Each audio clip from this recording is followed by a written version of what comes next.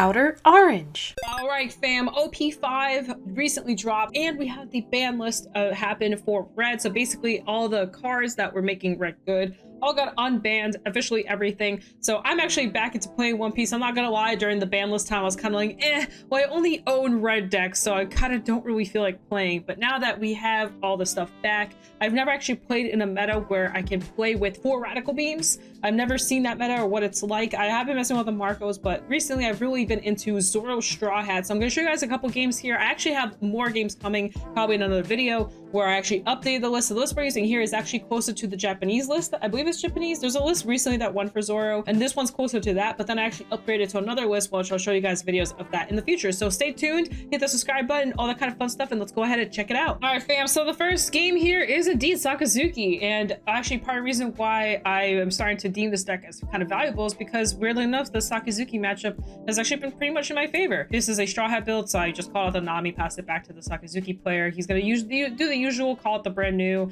kind of go through his deck a little bit here. To keep in mind, I personally play this deck like a rush deck, so I just kind of abuse the ability to rush my opponents. Since they're going to remove my units anyway, I might as well just abuse the attacks I get off of them.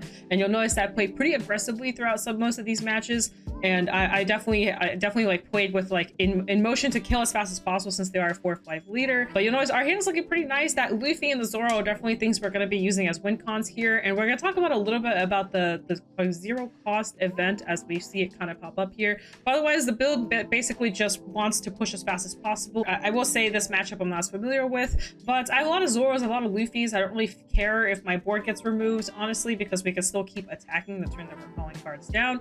So not the end of the world. So I call the Zoro here a swing, and they're probably gonna go for the Dawn here just to search a little bit and get a buggy. This list does run buggy, and the buggy is actually very awesome. The buggy just plays well. I did change the list a little bit. I run more Jambies, which is the one that lets unblockable stuff happen, because a lot of times, you know, people call it a whole blocker board on like 1 life, and then I'll just go, okay, cool, I'm just going to kill you anyway. He's just thinking through what he's going to do. I think this is a pretty hard matchup to play into if you don't know what's going on. And normally people target the Zoro, which is fine. Sometimes I'll purposely block it and just kind of be annoying, or I'll just let it go through because I know they're gonna remove it anyway. I had to read this card. I didn't realize that card had a trigger effect on it. Actually, I always use it as an offensive, not a defensive type of card. That was actually kind of interesting. I also always ran that card at 1. So having access to it at more than 1 copy has been really weird. I think I ran 3 in this list. So here I go, swing into the brand new. I get the brand new swings into me. I triggered that 0 again. I actually didn't know that card had abilities too.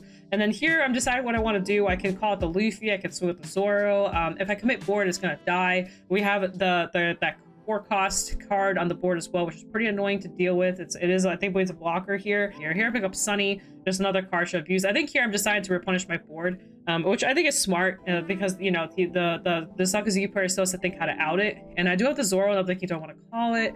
I was kind of thinking through exactly what the approach I want to go here, but I think instead I just call a bunch of 1 cost, which I knew we're going to get board wiped. Like I knew they were going to go. I kind of just called them just to force out him to use his effects, basically. I don't know if it's a good thing or a bad thing, to be honest with you. I just kind of roll with it, because if he doesn't touch my board, cool, I can just abuse that board and just attack with it. If he touches my board, cool, he's swinging into it, he's using his abilities to go around that board and then try to attack base. Either way, I'm kind of fine. The Sakazuki player took a lot of time thinking through like what they want to do, which is fine. Sakazuki is not an easy deck to play, in my opinion, especially if you want to play it optimally. So I think here we're just kind of sat for a bit while they're thinking. You'll notice my events are extremely stacked. So those zeros, I thought they were kind of bad, but gosh, they come up a lot because your opponent just doesn't see them coming half the time, and eventually I'll start using them. But that 3, it's a 3 cost. They just randomly get like a 3 power. So a lot of times people swing into your Luffy or your Zoro, and if they swing at the perfect interval, you can actually block very easily your Zoros and your Luffys, which is very key here with the 0 cost. I just need to make that clear. So here they are calling their Rebecca, using Rebecca's effect to basically bring some cards back. Very strong card. That Rebecca skill is like insane. It makes me actually want to play Sakazuki after I had to read that blonde girl. I did not know what she did. So it's back to my turn. He did not touch my board, which is really good for me. It means I can abuse the heck out of it, which is what I'm going to definitely do here. Like, I know it's going to go, so I'm not going to care about swinging into any of it. I think I do want to out his board just a little bit because I don't want to deal with all the pokes. So I think that's definitely what I'm setting up for here, is just removing this board here. Everything is swinging at very good numbers, so I can actually abuse this, abuse the 2k intervals here, which is what I do. Biggest fear is the blocker, which I actually wanted the blocker to go, but I also have the Luffy in hand and I have the Jambi, so I don't actually care. I'm kind of more so forcing him to use resources more so than I care about the fact that he's blocking, if that makes sense. Like if he just keeps assuming that I care about the blocker, that he's gonna keep using resources to keep it alive. And that's basically what I was trying to go for, I was trying to eat cards, or as many cards as possible. But here I set up with the buggy. I'm thinking about my numbers, how I want to abuse it, if I want to use the Makino. The Makino is a 2k counter, and she's good, but sometimes you only really want to use her for like endgame situations. But here I think I do want to push. Sometimes you usually want to put your opponent to about 1 life when you want to go into the Luffy Jambi play, and that's why I'm trying so hard to like get like 1 life out of him here, or if not, like deplete the entire hand of cards, because he's not killing me. He may think he's killing me, but he's not killing me. So here I'm thinking how to swing. I just go in with the Zoro. I was thinking about swinging to the Kuzan, and I was like, you know, screw it, I'll just let it go. They did block it, and that's perfectly fine. We do have a completely flat board here. It's probably all gonna get retired, removed, whatever, KO'd, whatever you want to call it. It's probably all going, and I'm like very aware of that. That's why I'm holding on to that Luffy for my dear life, because that Luffy's probably gonna be our finisher here. I also have obviously the Brook in hand as well. Also will be another secondary finisher. I'm looking through drop, kind of seeing sort of what the setup there is. So they're thinking again what they want to do. They have no big bodies on the board, so everything's pretty blockable. I don't have to worry about anything too much here. It's just all about being able to play into that Jambi, which is what we're setting up for. We have the guard point as well, so we can guard point out of something if we need to. So here they go going in. Oh, we're probably gonna give up that Makino here at some point. They're attacking the buggy actually, which is smart. To attack the buggy. Honestly, it's smart to kill off the whole board, which is what I think they're gonna try and opt to do here. I think I do try to protect one of them, but I kind of knew that I was gonna lose it all. But I just still tried my best, because obviously the cost got removed on the Zoro. So right here comes the Lucci, and then obviously both cards are gonna go, and my entire board was gone. But guess what? I already swung with my whole board. My whole board did exactly what I wanted to do, so I don't really care. There's the blocker as well. So we got a blocker board going on here. I do have the Luffy, and I think here I'm just like, all right, I think it's time to get my boy out here. Time to deploy and just set up. I got the Brooks too, so I'm thinking through like how I want to set this up. The double, I can do a double blocker turn where they're forced to have to guard everything. But first I start off with just the 8k.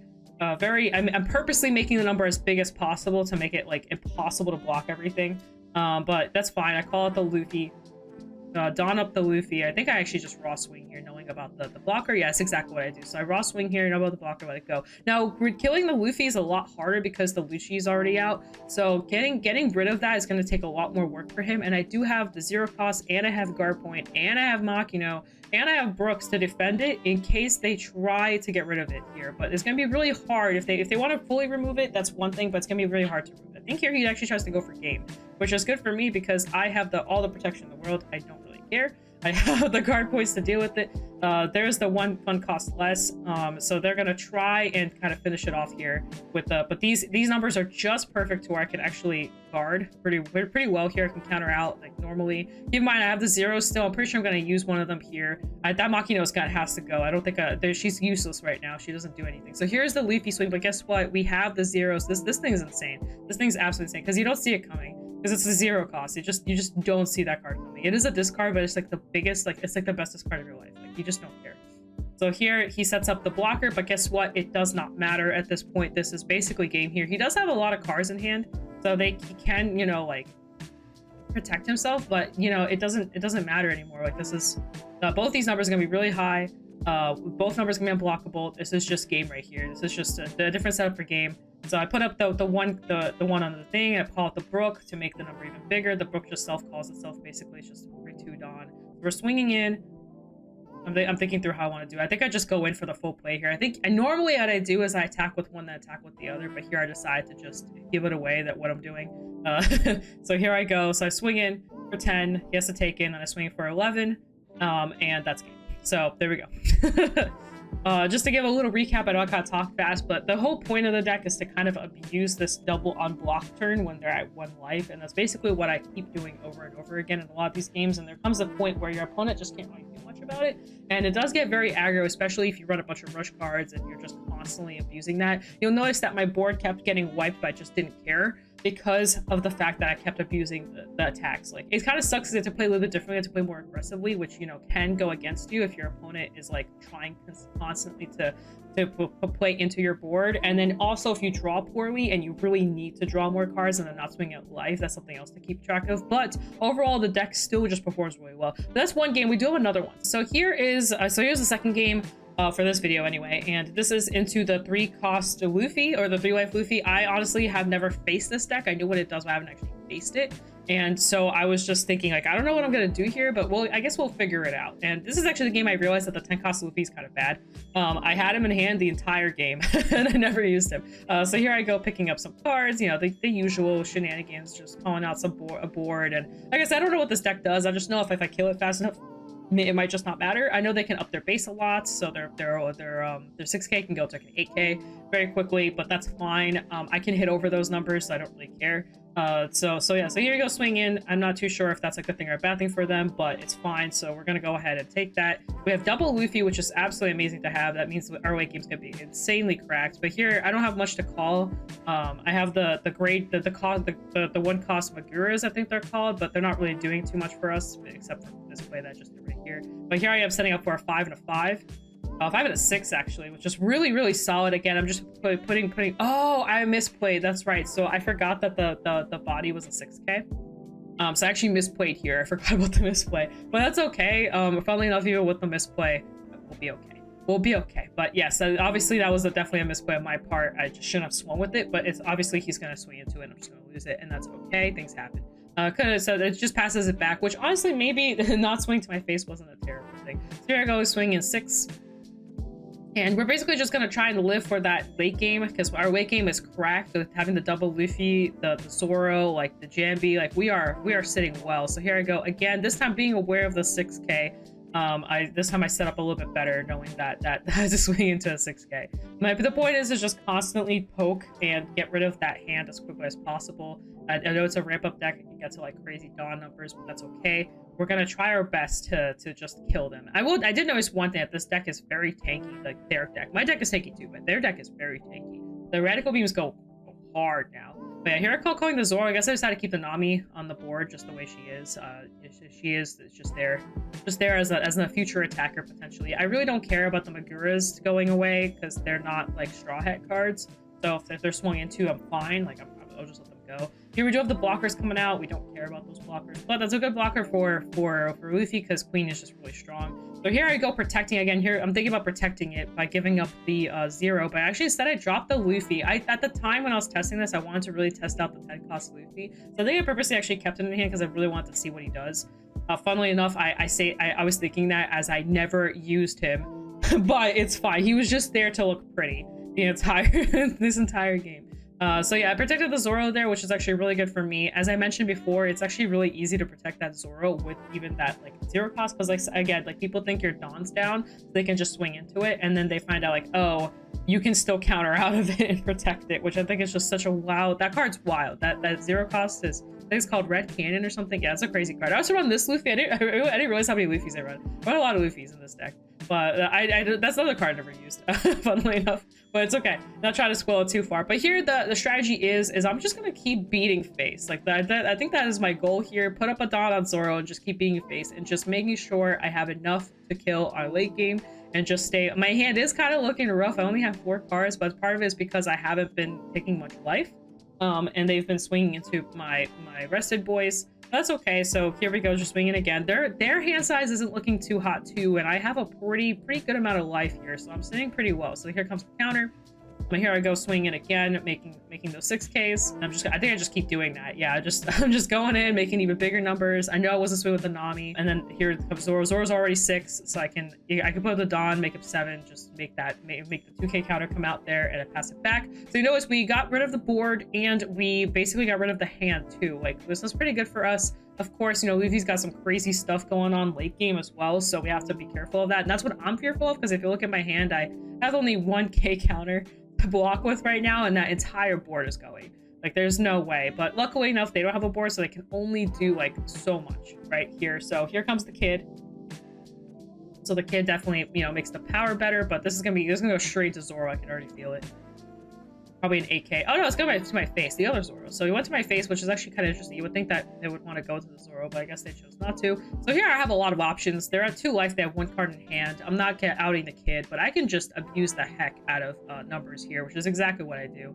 I can go wild with my numbers. I was thinking about that 10 cost Luffy, but again, like, because I had to don up the Zoro because I'm dealing with the 6K leader, that Luffy just never came up. That's why I was waiting to kind of talk about it. In this game in particular, there was literally not a single point in the game where that Luffy mattered because I was done with the 6K body. I had to constantly don up my Zoro just even to make good numbers to be able to hit the Luffy. So to hit their Luffy. So what happens is I never use my Luffy.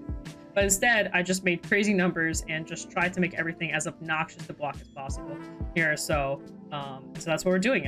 We'll go for the 8K, so that way they can have 2K counter out. And then here I go putting everything on Zoro and swinging it 1 more time.